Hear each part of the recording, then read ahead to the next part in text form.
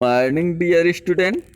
Class 12 की chemistry में हम लोग पी ब्लॉक एलिमेंट्स नाइट्रोजन परिवार के तत्वों के विषय में पढ़ रहे थे।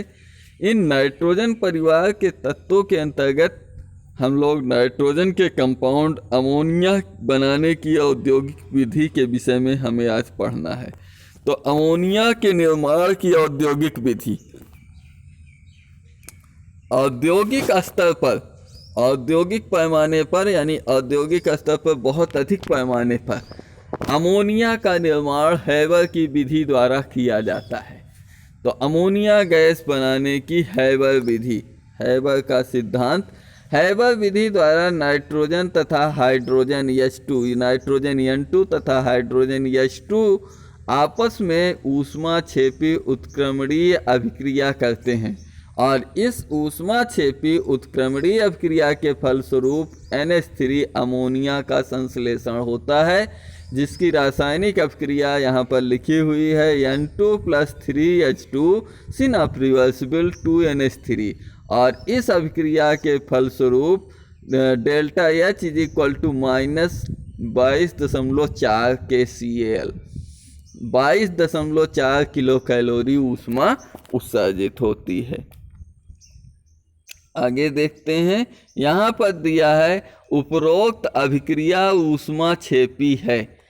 अग्र अभिक्रिया में आयतन की कमी होती है, जिसकी अग्र अभिक्रिया में आयतन की कमी होती है। यह अभिक्रिया उत्क्रमणीय है, माने नाइट्रोजन और हाइड्रोजन से NH3 भी बनता है। जब NH3 अधिक हो जाता है तो पश्च अभिक्रिया NH3 अपघटित होकर के N2 और H2 बनाने लगता है।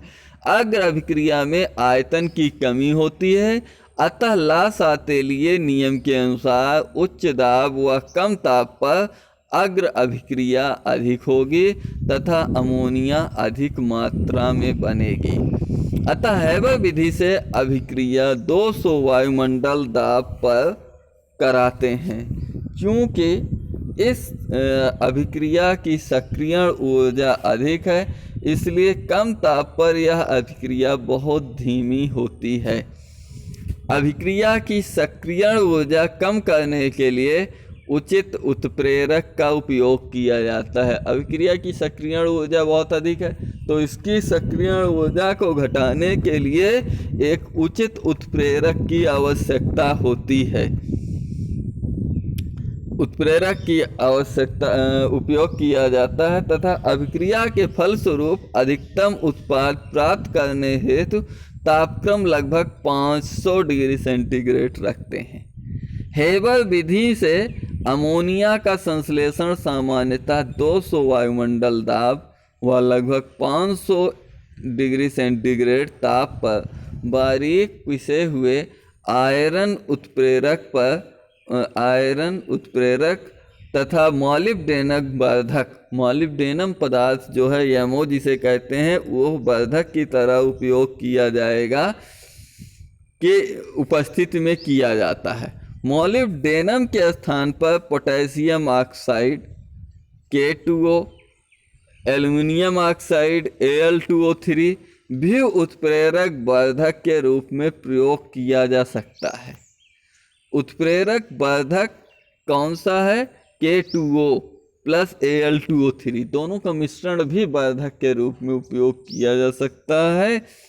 उत्प्रेरक वर्धक की थोड़ी मात्रा 1 से 2% ही उत्प्रेरक की सक्रियता को बढ़ा देती है, जिसकी रासायनिक अभिक्रिया यहाँ पर N2 + 3H2 सिनफ रिवर्सिबिलिटी, यहाँ पर 2NH3, यहाँ पर F ही आपका उत्प्रेरक है और यमो वर्धक है। और इस अभिक्रिया में 200 ATM 200 वायुमंडलीय दाब और 500 डिग्री सेंटीग्रेड ताप पर क्रिया कराई जा रही है। यहाँ पर निर्माण की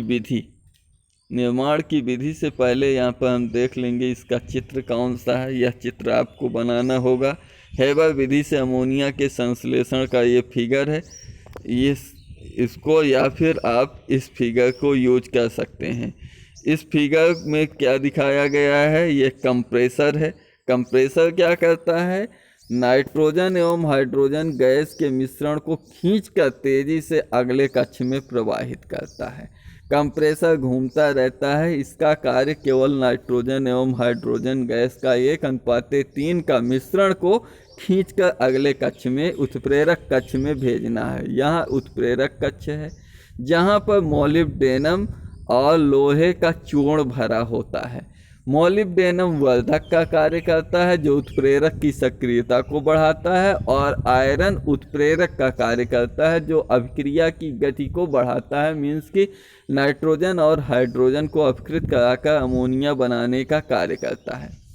इसके पश्चात यहाँ पर यह अगले कक्ष में, जिसे संघनित्र कहा जाता है, यहाँ द्रव अमोनिया ये नीचे और H2O ऊपर भरा होता है। इसमें नाइट्रोजन हाइड्रोजन गैस का मिश्रण अमोनिया में परिवर्तित होता है प्लस NH3 का मिश्रण यह प्रवाहित किया जाता है।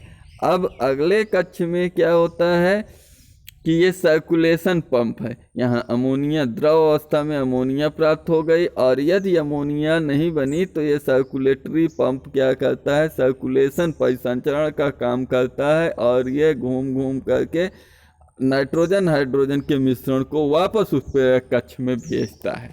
इस प्रकार से अमोनिया बार बार बनती रहती है। तो यहाँ पर हम देखेंगे निर्माण विधि, निर्माण की विधि, कैसे इसका निर्माण किया जाए।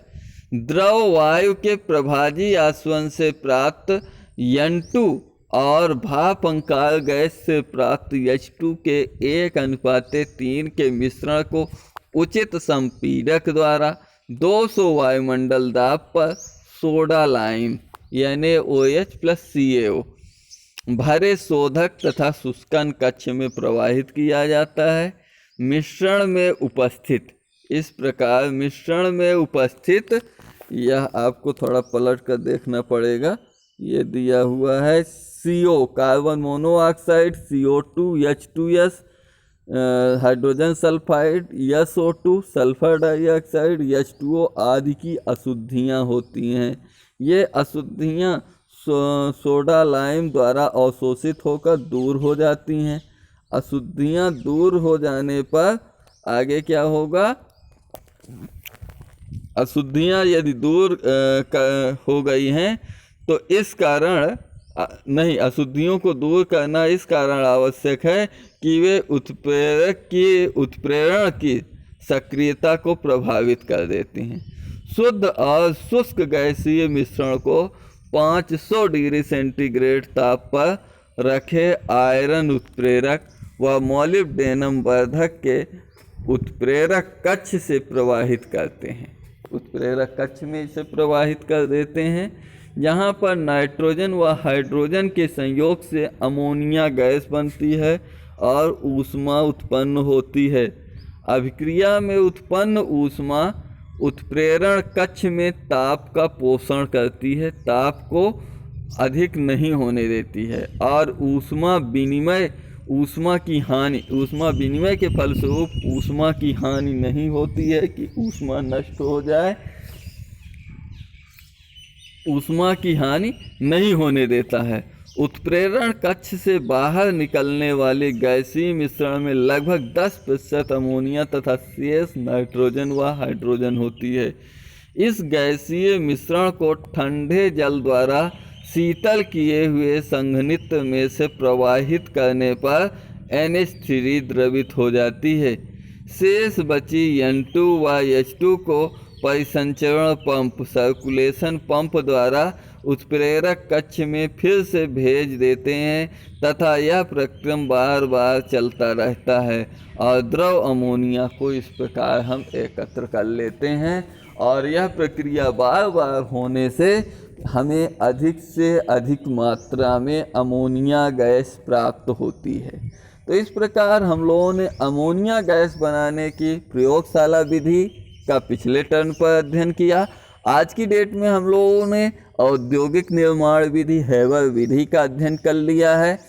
अब अगले टर्न पर हम लोग इसके भौतिक एवं रासायनिक गुणों का अध्ययन करेंगे। मिलते हैं अमोनिया के भौतिक एवं रासायनिक गुण, physical and chemical properties of ammonia के साथ। तब तक के लिए सभी लोगों को जय हिंद, वंदे मातरम।